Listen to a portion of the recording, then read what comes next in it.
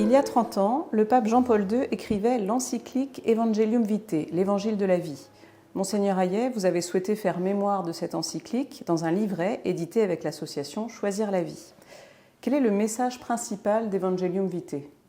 Je crois que le message principal était indiqué déjà dans une réunion des cardinaux provoquée par le pape Jean-Paul II en avril 1991, qui demandait au pape de réaffirmer solennellement dans un document la valeur de la vie humaine et son intangibilité en rapport aux conditions actuelles et aux atteintes qui la menacent aujourd'hui. En gros, cette encyclique veut provoquer un sursaut de conscience par rapport à l'inviolabilité, la dignité de toute vie humaine, depuis son commencement jusqu'à son terme naturel, et veut que nous annoncions, que nous célébrions et que nous servions l'évangile de la vie. Alors pourquoi est-ce que l'Église se mêle de ces sujets qui sont, somme toute, intimes ? Sont-ils des choses si intimes que cela quand il s'agit de la vie objective d'un être humain qui vient au monde ? Vous voyez, ça n'est plus seulement l'intime, mais ça concerne la famille humaine, car il s'agit déjà d'une personne humaine à part entière, telle que l'Église le pense. Dès la conception, il y a dans l'embryon un homme, une vie humaine qui est en gestation et qui est distincte de la vie de sa mère et de son père.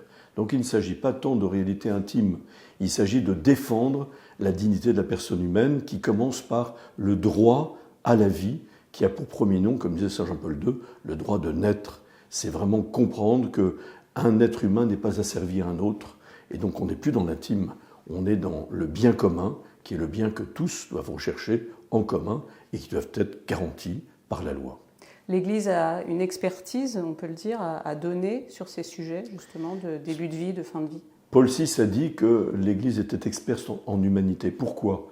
Parce que l'Église a la mission d'annoncer l'Évangile, et d'annoncer l'Évangile qui dit que l'homme est créé par Dieu, à son image et sa ressemblance.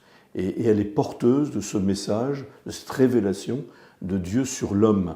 Et le Christ lui-même, l'Évangile nous dit qu'il sait mieux que personne ce qu'il y a dans l'homme, parce qu'il est à la fois le Créateur et il est l'homme parfait.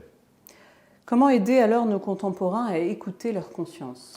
C'est cela qui est peut-être le plus important, car l'Église a rappelé, en particulier au Concile Vatican II, dans sa constitution Gaudium et Spes sur l'Évangile dans le monde de ce temps, numéro 16, que l'homme découvre dans sa conscience une loi qu'il ne s'est pas donnée à lui-même et qu'il, d'une certaine manière, l'intime à obéir pour faire le bien et éviter le mal. La conscience pour nous est le sanctuaire intime dans lequel la voix de Dieu se fait entendre, et c'est pourquoi je pense qu'aujourd'hui, il faut une nouvelle éducation à l'intériorité pour que l'homme qui est si dispersé aujourd'hui puisse entrer en lui-même et entendre à nouveau la voix de sa conscience. Le pape Léon XIV vient de proclamer docteur de l'Église, Saint John Henry Newman, qu'on peut dire être le docteur de la conscience. Il a rappelé que la conscience en ce sens, où la voix de Dieu se fait entendre dans le cœur de tout homme, est vraiment le premier vicaire du Christ. Vicaire du Christ, c'est le nom que l'on donne au pape.